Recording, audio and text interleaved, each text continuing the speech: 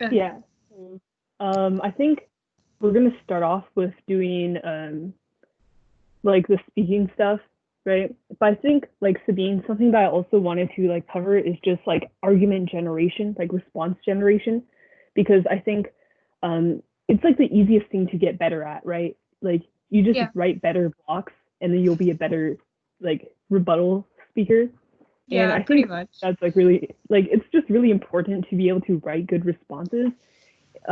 Just because like it's such an easy way to be a better debater, right? Like I think the Yeah. opportunity cost is much like lower because like you heard all the drills, right? They sound like a lot of work, right? But like figuring out how to write good blocks is like something you have to do eventually, right? So if you want to be good at all, right? So I think it's probably important to set that up first before we start like head in doing drills. Yeah. Although doing analytic response drills does kind of work in tandem with that. So after you like start developing a better affinity for writing blocks, it's also really helpful and easy to just focus on doing analytic drills. Yeah. Okay. Um, what were we going to start off with? Do you guys have anything particular that you want to start with?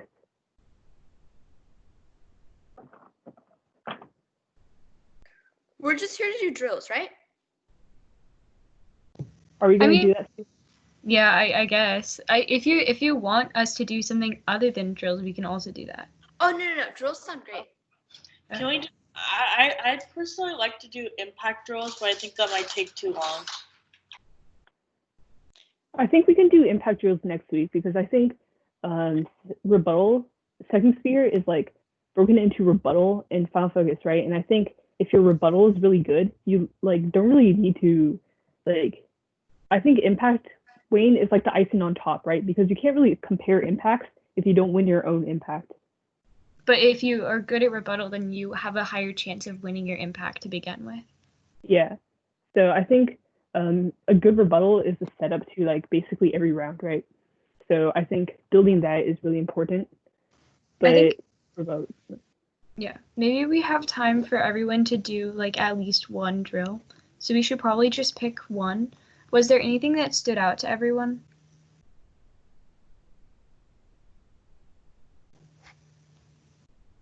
Should I like go back through the list? I literally forgot.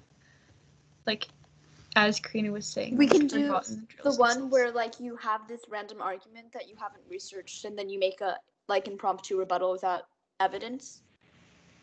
Yeah, we could do that. Okay. We can just read like a random contention, and then everyone can give. Maybe we could do it like a gauntlet almost. Like everyone just gives a certain number of responses. okay, yeah. So we do this like every year, like when the novices come in, and it always goes like terribly because like no one like knows how to do it. But But we'll just basically, do like an easier version of it. We can yeah. just do So like we'll read a contention, and then everyone has to write like 3 responses, and then we'll just listen to the responses and give feedback. wait, do y'all know how like the gauntlet works? So I'm gonna go over it. Basically we're gonna read you guys like a case or like a contention, and then what we're gonna do is like you basically have to run the gauntlet, right? And what that means is like each person It's has gonna to take too put much time if we make them do the whole gauntlet. yeah. So basically you start off like each case has like a bunch of things, right? That are like smashed together into a case. So we like go through each person like around in a circle or whatever, even though there is no circle, like the hypothetical circle. And each person basically responds to one thing. And wait, I forgot the rules again. It's like if you Wait, mess up, in Gauntlet, it's like really chaotic. Basically, like you all have to collaborate to produce responses, and then everyone's supposed to know all of the responses, and then they'll call on a person and be like, give all the responses. And if they mess up, like if they like make a mistake or have like a verbal filler or something, then they have to start over with a new person. So I guess like the point is supposed to be teamwork because you all have to like collaborate together, but it ends up just being like terrible because no one knows all the responses, and like someone messes up and everyone's all depressed because they worked really hard but like the one person messed up. It's terrible. We're not going to make you do yeah. that. I mean, That it sounds so fun. it like works a lot we worse should- wait, with how like a many lot of is- people. Like 6? There's not that many people here too. Yeah, it's I like mean, this is like a six good people, number because I yeah. think usually we start off with like 10 people doing it or like 12, and it's like really bad because like everyone is both bad at debate and and like they don't like know anything, right? Yeah. So I think this is a pretty good number, but we'll obviously also take away the penalties. Like we won't make you start over if you say Yeah. I'll make you start No, over if that's like why it's fun. We should do it where it's just all or nothing.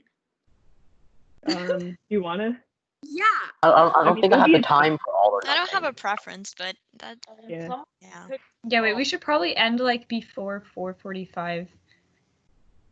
Honestly, that might be a little hard. Okay, we won't penalize filler words. We can do a different verbal filler drill sometime where we like smack a table or something if you say a verbal filler and then like panic ensues. Yes.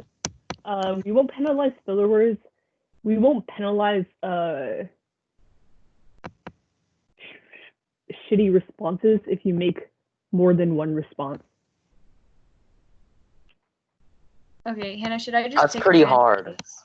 No, it's like if you make a bad response, like if you read like 3 responses to something and one of them is like really ass, we won't like penalize you. Even though normally like the moment you hear a bad response is penalized. Is there We all anything work else? together on the responses, right? Or Yeah. Yeah. So Okay. you guys would like send a Google Docs in the chat or whatever, and you would like write your responses in the chat. oh, okay. Not in the chat, in the Google Doc, so you Mhm. can like work And together. then you like pick one or like one argument that's in the case, and then you pick someone and they have to say the response. Yeah, basically, but it's like we call on you and you Yeah, like have to So do it. you'll all collaborate to write the responses, and then we'll call on just a random person, and then you just have to hope that that person knows like all the responses. Yeah. And- Okay. Stop you if we feel like you did pretty good, and then call on another person to keep going. Hannah, Can't do you you still have the case Box, that was like? and then you know all the responses. You don't have to respond to the entire case, just like a section of it. Wait, Hannah, do you Um, still have that case that was like 5 links that was just for session, for like UBI? Probably. Okay, wait, I'm gonna try. I wrote a lot of 5-link cases. Yes, you did. What's the challenge with remembering all of them if you can like look at the docs or have your notes or whatever? Oh yeah, it, that like- is true. You guys have to Um, turn on your camera. Wait, I In- think like We have to like stare at you. the reason why it's hard usually is because everyone will kind of collaborate and split up the work, but then like you won't know what the responses mean. So while you read them, you like trip up a whole bunch. Yeah, you're like, what does this mean? So, I mean, we won't penalize you for small errors, but like if it's really obvious that you have no idea what you're saying, then we'll make you like we'll be like move on. Oh yeah, I think I found it. I think it was like your NC. Is it the starting the fire one? Yes, it was this Just one. wondering, It's, like why do crazy. we use Microsoft Teams, not Zoom now? Oh, because Zoom is is too fine. expensive. No, it's because it's too expensive. Mm. Oh yeah, found it. Okay. Do you want to read it, Sabine? Sure. I'm just Okay. gonna read one contention because it's kind of a wait. Never mind. It's a whole case, but it's just like Yeah. a fat contention. Yeah, it's a single contention case. Also, the economics of the case don't really apply right now because this is I Yeah. like wrote this before the whole coronavirus thing. Assume Corona isn't happening, and then we'll proceed from there. It's fine. Yeah. Oh, should I read the resolution? I don't even have the resolution in this. Why do you always leave the resolution out of things? Okay. I think it also sounds a lot cooler if you just say Interlake affirms and then you go to contention 1. All right, I'm gonna go now. We negate resolve. The United States should replace means-tested welfare programs with a universal basic income, or UBI. Our sole contention is recession. Subpoint A is starting the fire. Despite last year's many recession scares, Cox 20 from CNBC writes that the U.S. economy is currently recovering as the threats of higher tariffs have dissipated and the yield curve has reverted. He continues that a U.S. economic downturn is highly unlikely for several years at least. In fact, Amadeo 19 finds that the U.S. 2020 economic outlook is healthy according to the key economic indicators. Problematically, a UBI turns this around and causes a recession in 3 ways. First is through inflation. Archetto 19 writes, a UBI would create price inflation as perceived increased purchasing power pushes companies to increase prices to maximize their profits. Zeza 17 quantifies that a deficit-funded UBI would raise the prices of goods by 4%. History proves. Mohammed 19 writes that back when Iran implemented a UBI, the economy suffered from hyperinflation, purchasing power stayed stagnant, and economic growth was hindered. Unfortunately, Mora 19 writes, inflation increases susceptibility to recessions and worsens their severity as people reduce overall spending and begin to save. Second is through increasing speculation. Coppola 17 writes that a UBI would increase the expected demand for all markets. When investors expect that demand will rise, Arthur 19 writes that they purchase assets because they believe the value of these assets will go up. Unfortunately, investors would likely overestimate how much demand is created from a universal basic income. Brown 19 finds 88% of the value of a UBI would instead go towards paying back debts and savings, not actually spending on goods. Importantly, Kenton 18 writes that speculative bubbles form from exaggerated expectations of future growth. Desperado 19 tells you that the most devastating recessions occur when these bubbles eventually pop. Third is through deficit spending. Aglamaga 19 finds that in the U.S., a monthly UBI of $1,000 per person costs around $4 trillion per year. Even cutting the $1 trillion going to means-tested welfare leaves us $3 trillion in the red. Thus, UPenn 16 finds that through a UBI, the U.S. government would be injecting an extra $3 trillion into the economy annually by running a massive deficit. The Federal Reserve Bank of St. Louis quantifies the effect, finding that for every dollar in government spending, the economy grows by 50 cents. With a UBI, that would lend the economy an extra 7% in annual growth GDP. However, Amadeo 2019 finds if GDP growth grows above 4% for a lengthy period of time, it means the economy is overheating because there's too much money chasing too few real growth opportunities. Investors start putting excess money into mediocre investments, and Amadeo 20 thus concludes that deficit spending in a healthy economy will make it overheat, triggering the boom and bust cycle, which has historically always caused recessions. The impact is a U.S. recession. Amadeo continues that overheating leads to overconfident, irrational investment, which creates a boom that leads to a damaged bust or recession. Spiegel 19 writes, because the global economy is largely reliant on the success of U.S. markets and American consumers, an American crisis could quickly turn global. Importantly, the World Bank 09 finds that recessions hurt the developing world the hardest because they are the most dependent on global trade. Thus, IMF 13 finds that a global crisis would push 900 million people into poverty. Subpoint B is tossing the extinguisher. Affirming makes recession recovery worse in 2 ways. First is through debt. When the U.S. encounters a recession, the government fights it by passing economic recovery programs or fiscal stimulus to revive economic growth. Peterson 18 writes that high levels of debt reduce our government's flexibility to respond to recessions, as the #1 political barrier to passing large spending packages is high debt. Irazzi 19 corroborates a UBI would be such a huge draw on federal financial resources that it would also preclude other government priorities such as the necessary fiscal stimulus during a recession. Second is through automatic stabilizers. Spross 19 writes that means-tested welfare programs act as automatic stabilizers that expand during times of recession. Due to their ability to expand, they stimulate the economy by increasing the amount of money people can spend during a recession. He continues, recessions feed on themselves. As people lose their jobs, they no longer have their incomes to spend, so businesses lose consumers, even more people end up losing their jobs. Safety net programs, which ramp up spending during a downturn, are essential to climbing out of the downward spiral. Nance 16 furthers that means-tested welfare programs are historically the programs with the largest multipliers during the last recession. However, because the value of a UBI is constant, it, unlike means-tested welfare programs, is unable to expand in a recession and provide a recovery.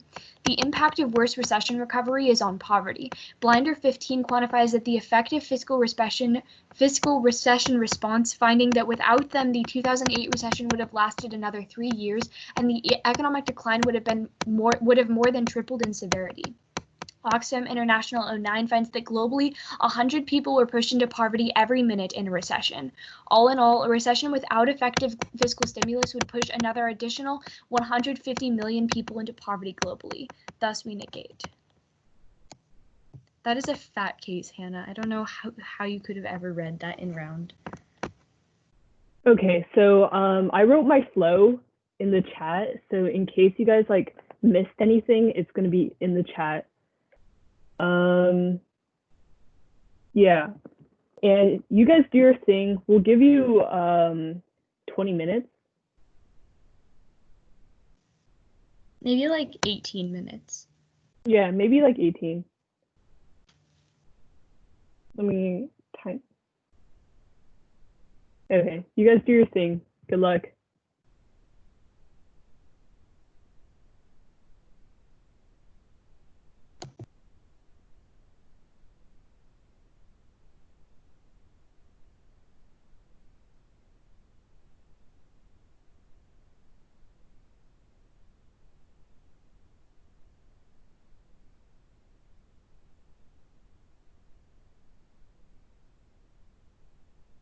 Yeah, I think we're just mainly waiting for edit access.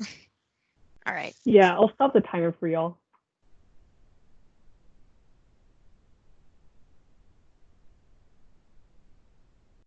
Tell me when you guys can go in. I think it's good now. Okay. Yeah.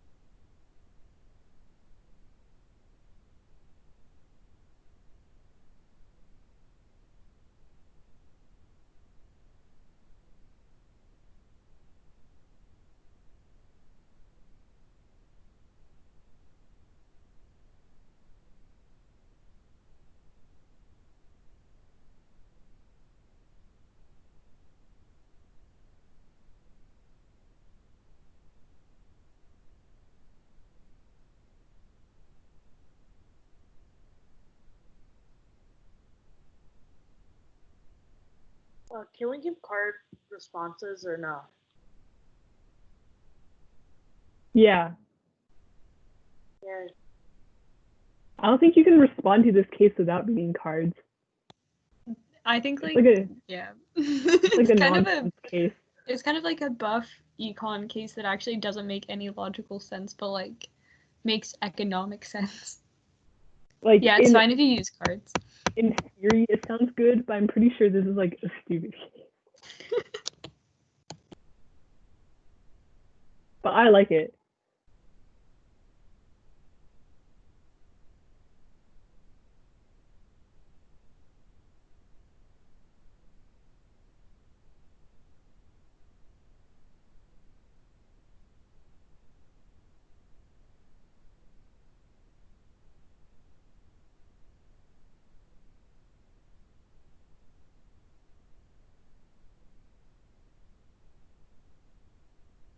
Wait, can you use modern circumstances to help your argument? Like also known as Unfortunately, I wrote this case long before Corona recession was a thing. So, like the responses probably wouldn't have applied back then. okay. I mean, you could throw them in. I mean, like I won't penalize you, but I'll make you restart if you don't have any other responses.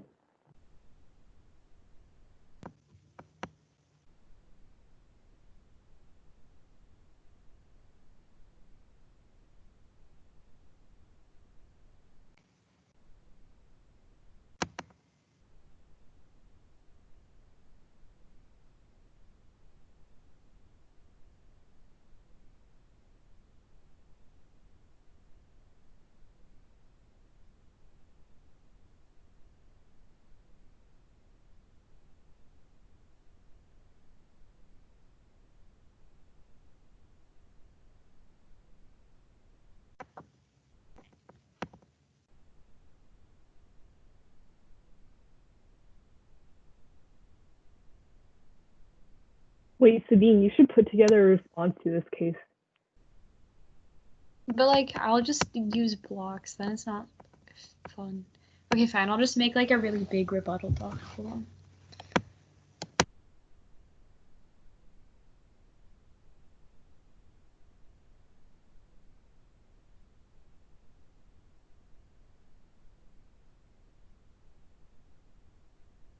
I like to laugh about how wrong the Cox evidence was.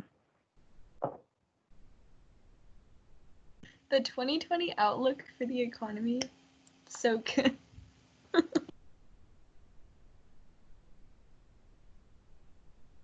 It even had the word healthy.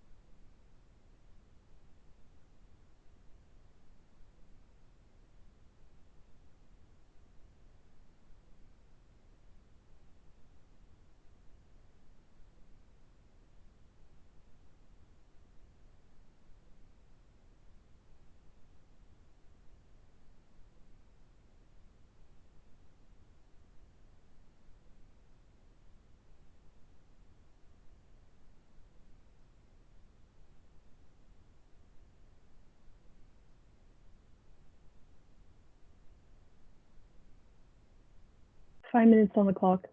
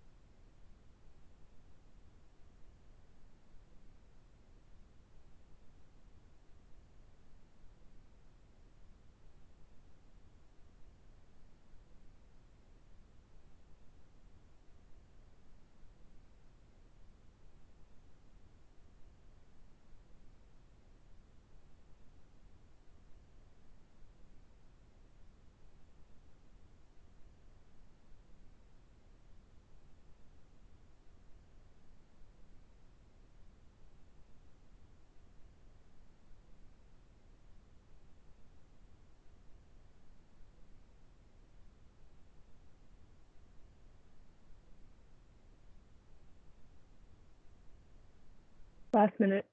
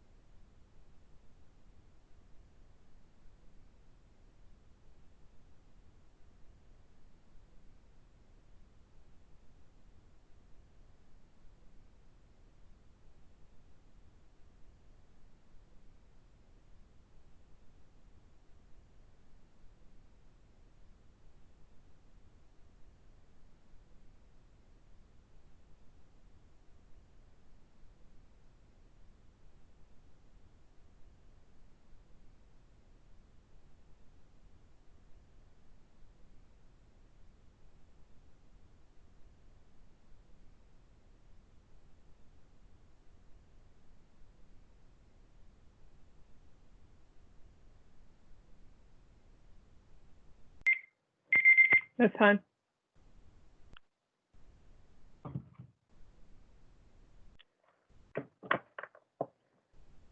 Y'all, back to Earth.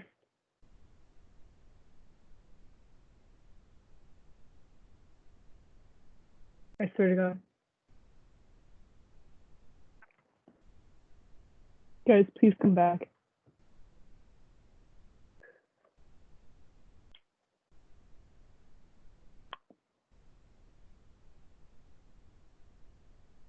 Devine, please turn your mic on. Hi. What if they just never come back? We can just chill. Did they mute us? I don't know, maybe. I'll show up on the dock and like tell them. Hello. Oh, People are never mind. here. They're back. Okay, good job, y'all. Time is up. Why don't you just make sure my video is okay? Okay. My video is. I don't have like a webcam on this, so I That's don't know fine. how this is gonna work. That's true. It's true. It's fine. Right. We were joking when we said we were gonna Oh, watch it. okay, okay. But it is good if you have video on. Yeah. Wait, Hannah, do you want to call in someone? This is a unfortunate soul. Okay. Can I get Jerry to respond to up to the second link?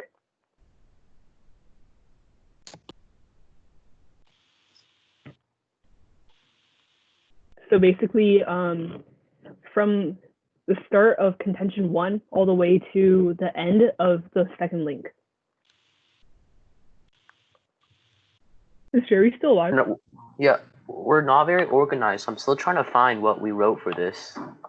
That's I fine. tried to do some like formatting, but it was kind of Yes. Wait. So did you Okay, guys so write your? The Loris, and who's the hamster?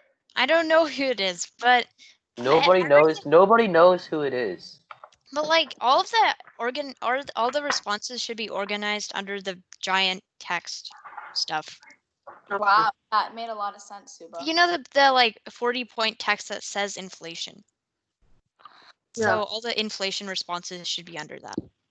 To clarify, Wait. the second link is speculation. So Didn't we Hannah's have more? asking for, like, Didn't we have more rebuttals than this? I believe there's a lot of red text, and now there's like barely Yeah, any. I think a lot of them were combined. A lot of the red text Alright. was just evidence that just needed to be Wait, what? shortened. What happened to? No, there's a lot of black rebuttals too. Really? Yeah. Oh, why did you turn it red? I mean, everyone kind of just did their own thing. So like, Yes, that's what happened. So Yeah. whoever did the first contention to second link, speak up now, please. we all did it. It's not just like. Hey, one you're person. supposed to do it, you know? That's the Yeah, point of the like gauntlet. it's not just one person. All right. Yeah. Okay. I warned you all. I warned you all that Gauntlet is terrible. This is kind of terrible. It'd be so So much easier. if we were all in- apparently, wait. We didn't like even talk throughout the entire thing. No, we didn't.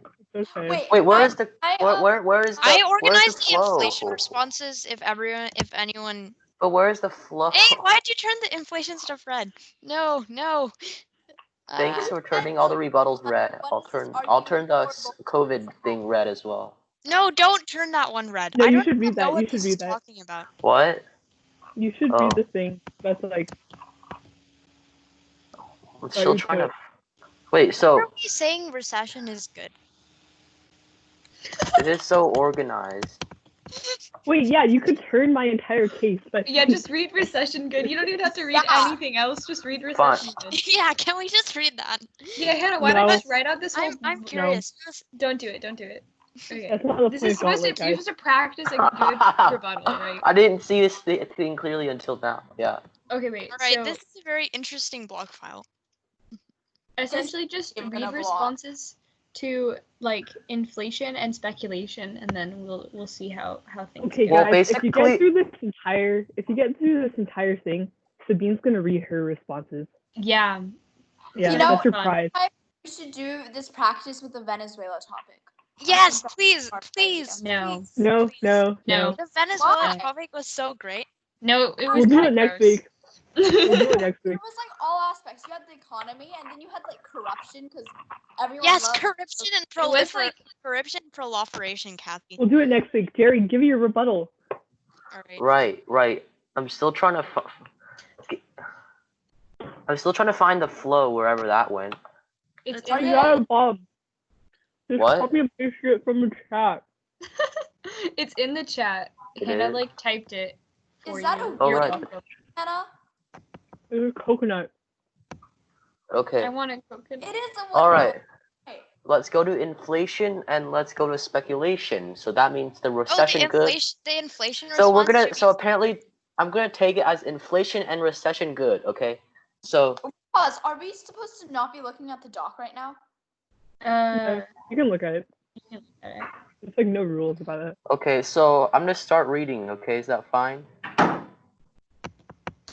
The UBI drives competition which solves inflation. If we're changing the distribution of the money that's already circulating in our economy, there's no reason the overall inflation rate should change. An influx of money should bring in more competition, which should in turn lower prices. But again, the portable nature of a basic income compared to other benefits for the poor allow people to move to places where expenses are lower. Now that we know more about what gives the total money flow isn't increasing. Let's offset money from the current supply, which solves inflation. Now that we know more about what gives money its value and how we actually want a small amount of inflation, we need to understand that basic income is not the idea of printing $3 trillion new dollars every year. The money for a basic income guarantee would be already existing money circulated through the economic system. It would not be new money, just money shifted from one location to the other. This means that the value of each dollar has not changed. The dollar itself only has changed hands. All right, okay.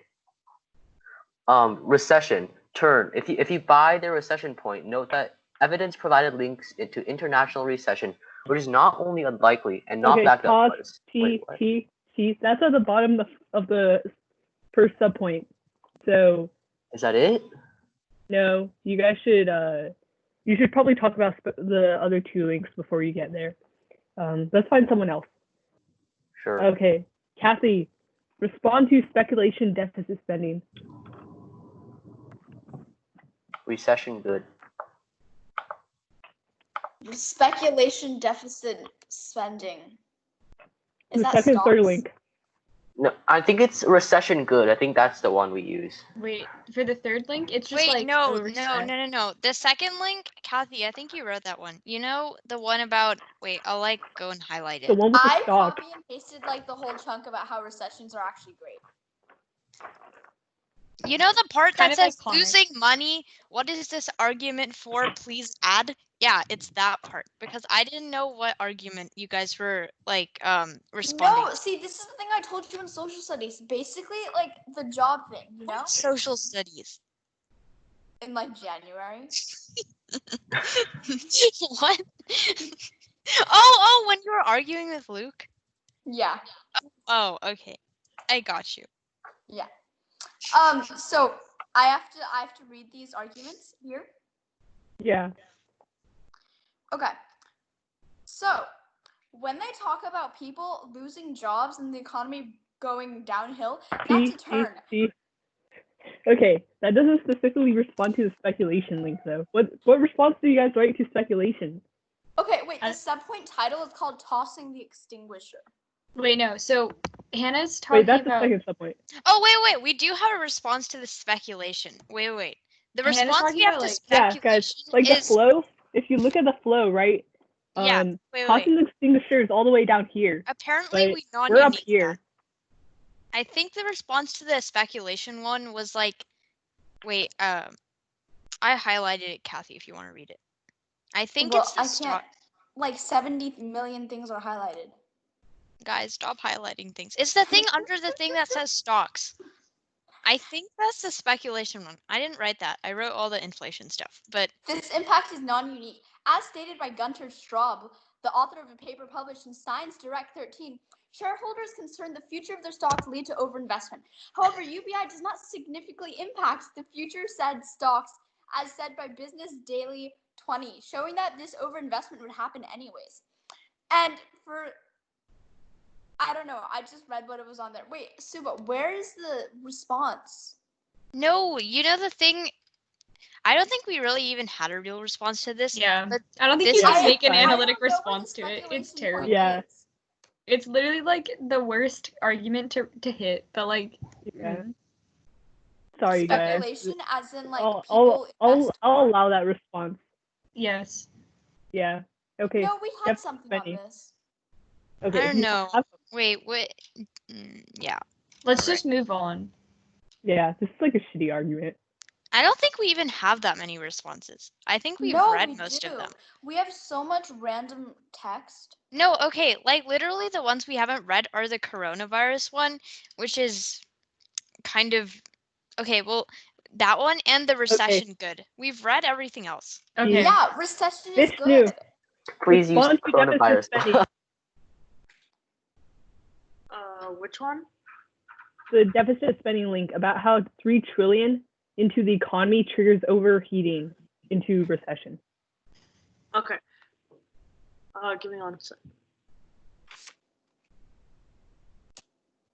So, your contention, your third link argues that these $3 billion will be completely wasted in economy. However, this is a turn because this spending wouldn't be lost. Instead, it would be directed towards impoverished families and communities as part of the UBI, helping to lift them out of poverty. Additionally, the $3 trillion according to Stanford, the $3 trillion figure varies depending on whether or not children are included and at what benefit level. However, if you set this against current taxes and transfers and conceptualize the UBI as a benefit that can be taxed for higher earners, the cost come down significantly. And the second part is talking about functioning costs and not costs associated with donating to families. Okay. Kathy, you're back. Respond to recession. Okay. So, for the argument about recession, first let's point out that the evidence provided to the links actually just talks about international recession, which isn't going to happen, and there's no link to prove that it would happen. And so international recession isn't only not unlikely and not backed up, but it's unapplicable in this instance. And also, if you buy the recession point, note that in some cases recession has to be seen to strengthen a country's economy. Chaplow 20 states, recession tends to punish marginal investors and businesses who rely heavily on debt and leverage to take on risky, speculative investment strategies or business investments. Further, tough economic times can create huge buying opportunities. Stocks are cheap for those entering the market. Home affordability increases and new home buyers can get in on bargain prices. Entrepreneurs might find the land, labor, and capital that you need to start a new business becomes more affordable. So, if you buy the recession point, then it's actually great for the economy. So that's why the AF wins. Okay. I like this restructure. Okay, then. Yes. Who's left? Suba. Respond to the second subpoint, the tossing extinguisher one. Yeah. Wait. So, what was that subpoint about? Okay. Actually, just respond to debt. So basically, if we take on 3 trillion debt, lawmakers won't pass any recession stimulus because they feel like our debt's too big. Wait, guys, do we have responses to that? I don't see any in the docs. Responses to what? Debt stops stimulus from happening. Yeah. Does anyone remember writing about that?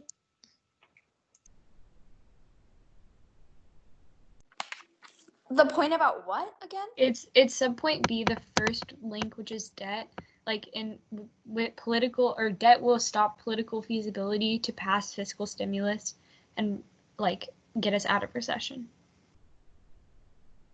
Oh, yeah, we have points on that. It's basically the one where you're saying that we're not actually going to be printing more money and adding. Well, yeah, I think the only response we had on that is like $3 trillion is not actually being like pumped into the economy. It's already coming from existing sources. But I don't think we specifically went over like the. Okay, yeah, just One read sec. it and cross apply it to that. Yeah, it's point 2. Starting. Yeah, with I think it's on the inflation thing, isn't it? Sue, you're supposed to be reading them. Yeah, I know. All right. So the total money flow isn't increasing due to due to a UBI. We just offset money from the current supply, which doesn't cost $3 trillion being pumped into the economy. Stanton's 14 states, now that we know more about what gives money its value and how we actually want a small amount of inflation, we need to understand that basic income is not the idea of printing $3 trillion new dollars every year. The money from basic income would already be existing money circulated through the economic system. It would not be new money, just money shifted from one location to the other. If this money is already in the American economy, we would not have to take under new debt to fund this UBI. Therefore, they don't have any impact in that case. Okay, that's good. Daniel, can you respond to the last thing about automatic stabilizers?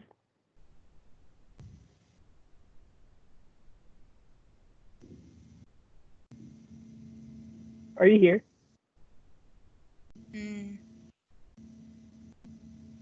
Daniel, turn your mic on if you are here. He is not here. Okay. Who feels like they could respond to automatic stabilizers the best? I am here, all right. Okay, never mind. You're here. Can you respond to the last thing? Did you guys write any responses to that? Automatic stabilizers? Yeah.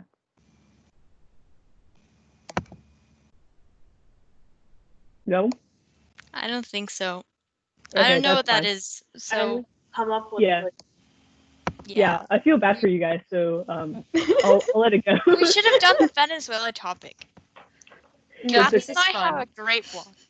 Okay, let's go over the responses. Yeah, can we actually do the Venezuela Can we topic, please though? do the We'll Venezuela do it next topic? week. We'll do it next week. No, Okay. We Hannah, don't, we we have don't have such a time. great blog. We are very far over time. We Yeah, cannot yeah. do 2 gauntlets. If you guys want Sabine to read her responses, we'll talk about Venezuela next week. Okay. So let's look at your first response to inflation. So this is actually a really good response because it's just true, right? This concept of competition basically means that companies can't raise their prices. Otherwise, like companies who keep their prices the same will get all the buyers, right? Because UBI isn't like something that forces prices up. It's something that corporations can choose to raise prices on because they know that more people have more money. When that happens, that means that competition keeps prices down because they know that if they raise prices, their customers will just go to someone else. So this is a good response. On speculation, okay. I don't really understand this response. I'm not gonna lie. This thing about it not being non-unique. I think how it would actually be non-unique is if you read evidence about stocks bubbling right now and there being an asset bubble right now. So it doesn't really matter if we trigger another asset bubble because one's gonna pop inevitably. This thing about not impacting stocks, I'm not really sure if it's actually a non-unique, but I guess it would do. Because asset bubbles are slightly different than just the stock market becoming super oversaturated, right? Yeah. Asset bubbles are specifically when you invest in something, thinking that it doesn't get returned, go up, right? But it's actually not that great, right? So, for example, the housing stuff, right? People bought houses and held them because they thought the houses were going to keep on going up, and inevitably, when people stopped paying the prices for the houses because no one wants to pay $1 zillion for a house, then that meant the demand went down while people thought the demand was going to go up, that kind of thing, right? So that's where the 88% evidence comes in there. Okay, on this deficit spending thing, you guys, first you guys read this thing about how it's going to go to poor people and lift them out of poverty. I think this is an advantage of UBI, but it doesn't really respond to the point of this. So it's not really a turn there.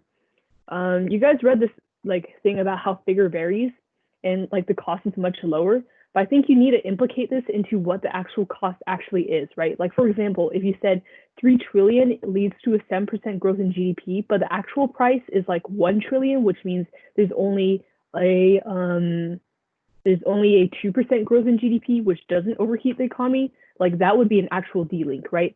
But I think that also requires contextualization of this response, right? You can't just tell me like the cost is actually much lower, but you also have to tell me why this means that they don't access their impact there. On the responses to recession. Okay, so first, the first response about how it doesn't lead to international recession is uncarded, which is kind of sus because we also read evidence specifically in case talking about how it goes global, which is why we read the developing countries thing too. And the reason why that's important is because you can't really assert that an international recession won't happen if they read cards that a US recession does trigger international recession. So you probably need evidence on that. And then you also need to compare evidence and say why your evidence is better than our evidence, which says it will go global compared to yours that says it wouldn't, in order to actually win that point. But that would be adequate. If that were true, that would be adequate de-link into this impact. And this like recession turn, it like, I think it's kind of weird, right? Because if you think about it, recessions are like when the economy is bad. So you're telling me that like the economy being bad is actually good for the economy, right? And I think that's like a hard sell because you can tell me how recessions are good for the economy in some ways, but generally recessions are like bad for the economy in other ways, right? So even like, I think you really need to contextualize how good recessions actually are compared to, like recessions are a sign that the economy like will, if the economy is bad, it'll like eventually become good, right? But like life kind of sucks when the economy is bad. So recessions aren't inherently good things just because good things will happen out of them, right? Like it's probably better that a recession never happens. Of course, that's like impossible, but I think something that would have been better to read instead of a recession turn would have been a recession non-unique, saying that recessions are inevitable, but because the economy goes up and down, it's impossible to prevent a recession from happening, and there's no point in doing it. On the second contention, okay. Actually, this response about how like on debt, about how like current supply, it's like moved around or something, like you're moving around the money. I find that really suspicious because like, where are you getting those $3 trillion from?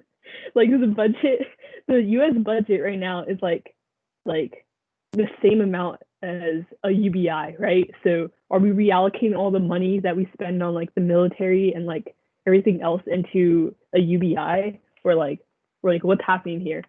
Honestly, I don't know if this response is just true, right? Because I think we actually like when you take debt, even though you're not putting out more money, you're still injecting money that like didn't exist before, right? Because you're like borrowing it.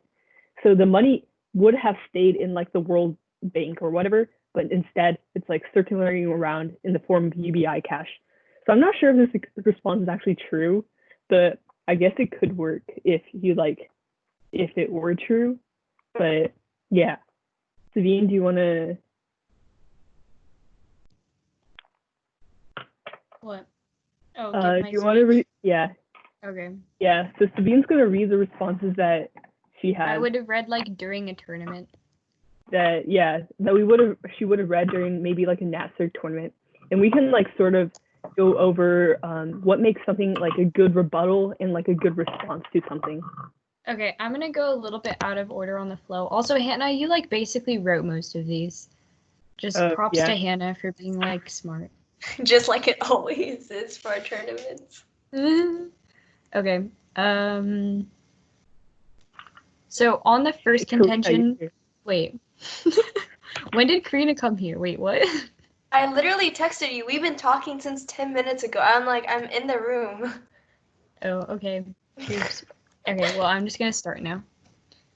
On the first contention, first on the uniqueness. Recession's non-unique. There are 4 independent reasons why recession will probably happen in the future. First, Willis 19 finds that the manufacturing index, which historically leads recessions, has shown that after 2 straight quarters of decline, the American manufacturing industry is already embroiled in its own mini-recession. But second, Kilgore 20 indicates that the economy is seeing a rise in speculative-grade corporate debt, which is at a high risk of bubbling and triggering a recession. But third, Chandler 20 indicates that as the coronavirus continues to spread, increased risk perception and travel barriers damages market confidence confidence, and continues that if this virus isn't contained, it will be the straw to break the back on the economy and trigger a recession. But fourth, Johnson 17 finds that by 2025, a big cyber attack is going to attack our digital finance infrastructure and trigger financial collapse. Also, the Cox evidence they read is really flawed. It's saying that the yield curve is looking really good right now, so we should expect things to go smoothly, but it misinterprets the curve. The yield curve is an indicator of recessions because it inverts and then reverts and looks good for a few months before recession. If anything, their evidence non-unique to their own case because it tells you the yield curve just reverted, indicating the recession is probably near. There are a bazillion reasons why a recession can and will be triggered. None of them are solved for by this case. That means there's no uniqueness on their impact. But then let's jump down to the impact. They don't necessarily get access. TAP 19 finds that the next U.S. recession will probably mean sluggish growth rather than millions of lost jobs like the last recession 10 years ago did. Their IMF evidence is contingent on the recession being the worst recession we've seen yet, one that's as bad as 2008, but a small recession isn't going to trigger that impact. But then second, UBI puts defense on their impact in two ways. First, because it increases economic confidence. Recessions start when fear causes people to stop participating in the economy, but Matthew 17 indicates that a UBI would allow people to keep spending and drive market confidence. But second, it drives consumer spending. Matthews continues that a UBI increases consumer spending because they have more discretionary money, which is critical because consumer spending drives 70% of the economy, as long as that's how we would stop the recession.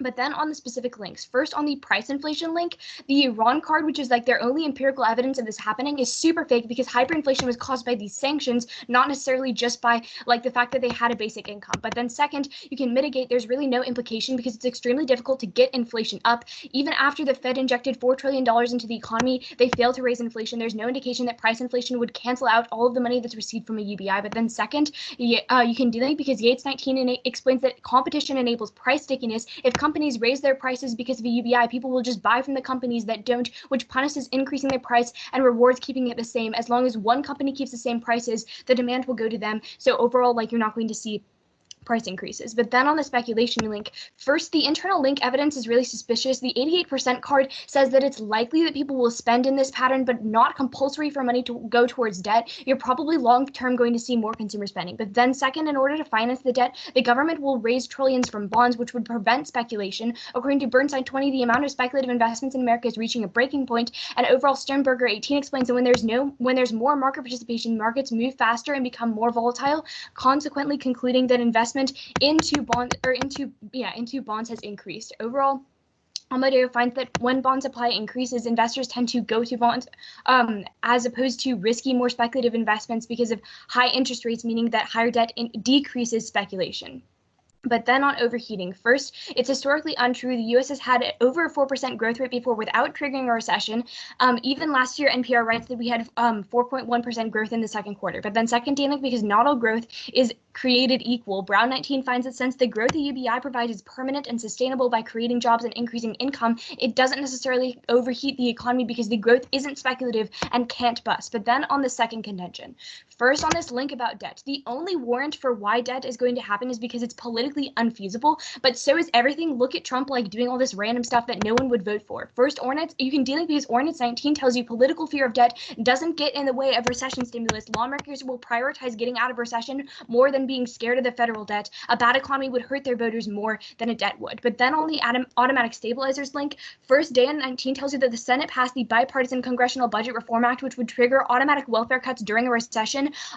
They no longer have any effect on recession. But then you can turn because UBI is better for stimulus. It stabilizes the economy by creating a fiscal multiplier effect, as Matthew 17 reports that for every dollar the government spends on a UBI, recipients receive a benefit of $1.39. But welfare is a literal fiscal depressor because every dollar you spend only generates 80 cents. The AEI quantifies that a UBI would therefore on net give benefit of $6,700 to zero-income welfare recipients.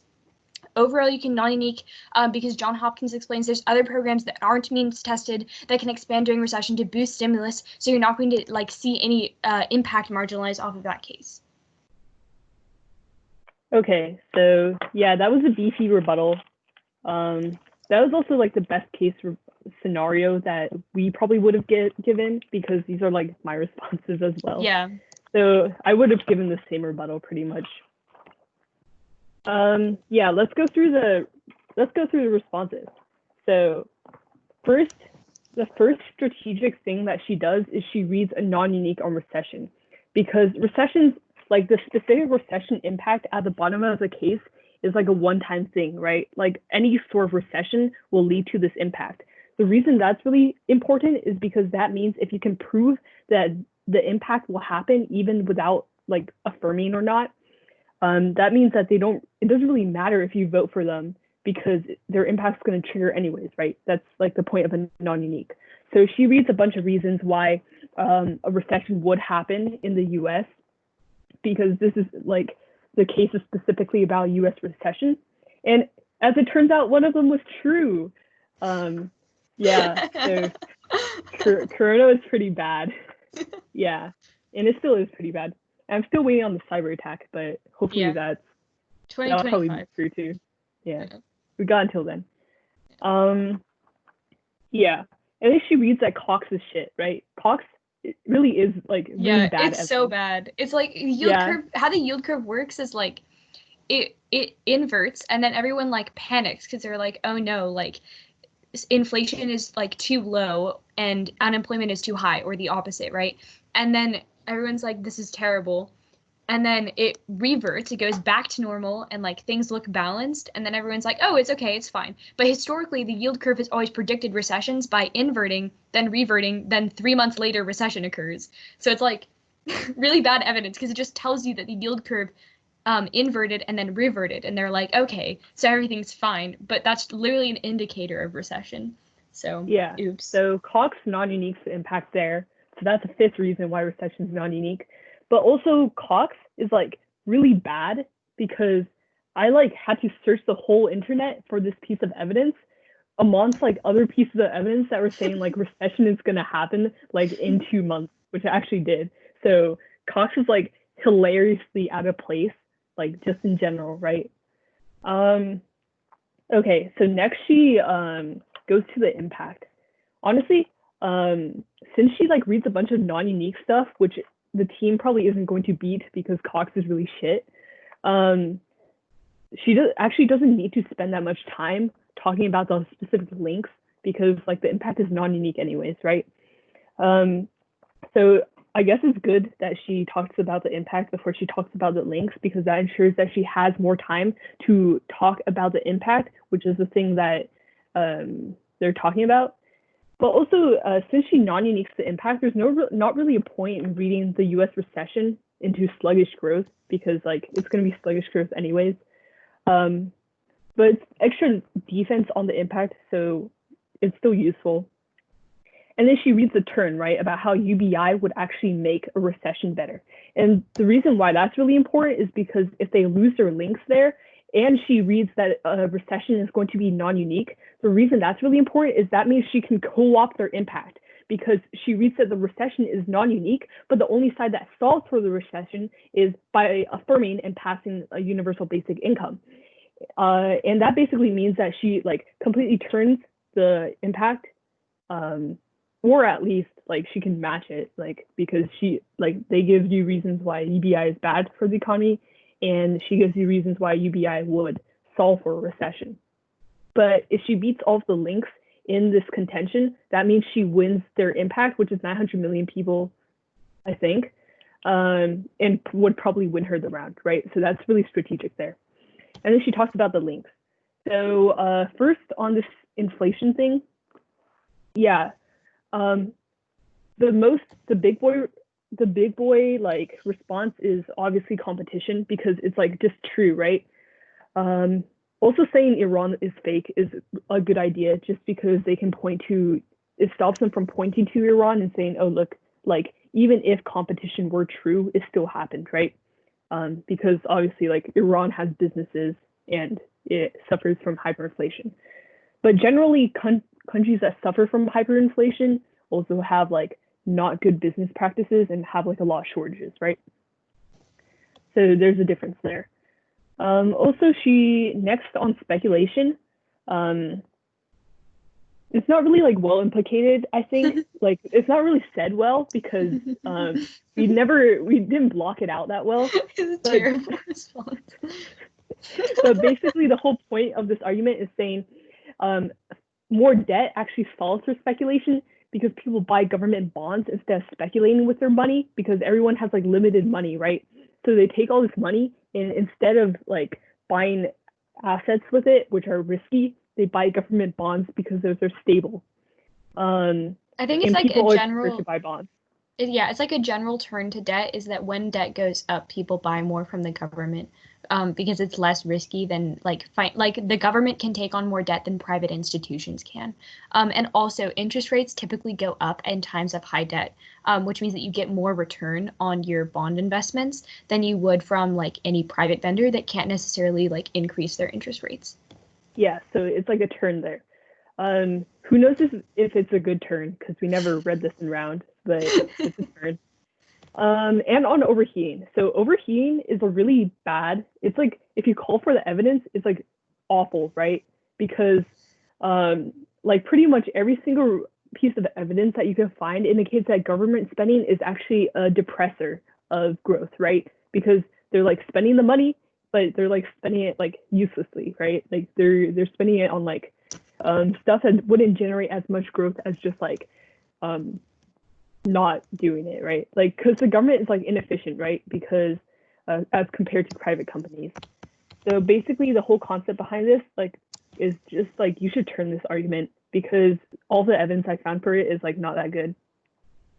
But it's also just historically untrue, right? Like overheating, like China has like 7% growth like every single year, right? And their economy is like doing fine. So I think overheating is like a bogus argument. It like doesn't even make sense. Like Yeah. the internal warrant is just that like people will spend too much money and then they'll spend it on useless things and then like the economy will just like implode. It doesn't even make sense. Yeah, basically. So out of all the links, I think inflation and deficit spending are just not true, and speculation could be like responded to with this like argument. But I think in general, there's enough like problems with the impact in itself that it should be hard to win if you go against a good team. And then on the second contention, yeah, so this political infeasibility argument just makes sense, right? Like if you think about it, people don't really think about the federal debt more than they think about the economy, right? So it's probably more important for lawmakers to boost the economy and get out of a recession quickly than it is to worry about the federal debt. So that's like the whole gist behind the response here, because it hurts lawmakers more to not boost the economy than it hurts them to boost the economy at the cost of a high debt. It just makes sense, I guess, even though there are examples of people like not boosting the economy because they're worried about the high debt. But it just calls into question the extent of the impact, even though I'm sure it's like true, I guess. And that's like basically the general response there. On automatic stabilizers, she reads automatic stabilizers don't work anymore, so it takes out the impact there. But she also reads that the UBI is a better stimulator because even though it doesn't expand, it still increases the velocity of money within the economy. And the key part about why this contention is bad, like why automatic stabilizers is a bad argument, is because this idea of like UBI not expanding or being counter-cyclical doesn't really matter in like when you think about it, right? Because it doesn't really matter if you're injecting more money into the economy, because every month you're still injecting $1,000 per person, right? So that's still new money coming into the economy, even though you're not injecting like more money, you're still injecting like more money because you're like still putting the $1,000 into the economy per person, even if you're not like expanding the amount of money. So it's still cyclical. It's just not like it still expands. So it basically doesn't matter, right? And then yeah, that's like the gist of things. Do you know how long that rebuttal is? Yeah, I was a minute over. Yeah. Because I spent like too much time. Okay, if I were to give like a more strategic rebuttal, first it would depend on the team I was hitting. Like if I was hitting a really hard team, then I would definitely keep like my link defense, because I think really good teams know that they can use their link evidence to turn your case later. So like if they win their link evidence, it doesn't matter if they lose the rest of their contention, because if they prove that like 2 of their cards are true, they can cross apply those 2 cards to the rest of your case. But if it was like a team that I felt wouldn't do something like that, then I would probably drop a lot of like the link evidence responses that I give, and I would probably just go for implicating the turns that I read a lot harder. I think that also you can probably drop a lot of the responses to like a lot of the non-unique things. You don't necessarily need to read like 5 independent reasons why recession will happen. And like Hannah said originally, like because I'm non-unique, I don't really need to read that much impact defense. But again, I read that mostly just because if it were a really hard team, then I would want to ensure that they don't have any chance of like accessing that impact in the future. Yeah, so if I were Sabine and I like didn't have 5 minutes to give a rebuttal, or even 4 minutes, because if I were like second speaking, yeah, I think the most strategic thing would have been to just read Cox's shit, and then read one response per link, probably, or maybe like 1 or 2. But I think on price increase, I would have just read Iran is fake and then competition solves. On speculation, I would read like the one response. On overheating, I would just read like the responses. I think overheating is like a bad argument. Yeah. And then on the impact, I think I would skip the sluggish growth recession because like it doesn't really matter, right? Because yeah. I think it would be a lot more advantageous for me to actually turn the argument and access the 900 million. So you basically say if they don't win the links, but UBI actually solves the recession better, then we win the 900 million because you didn't put any actual defense on their impact. And then that would like auto win you the round if they like don't respond well. And then yeah, on the second contention, I just do like what she did right then. Overall, yay.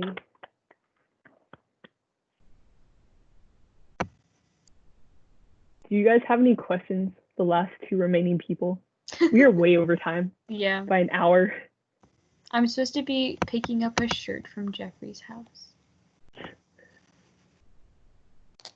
Who? Jeffrey Chen? Yeah. Why? For orchestra. Okay, Suba, do you have any questions? And Daniel. Not really. Yeah, thanks for sticking around. The meeting's over. Bye. Bye.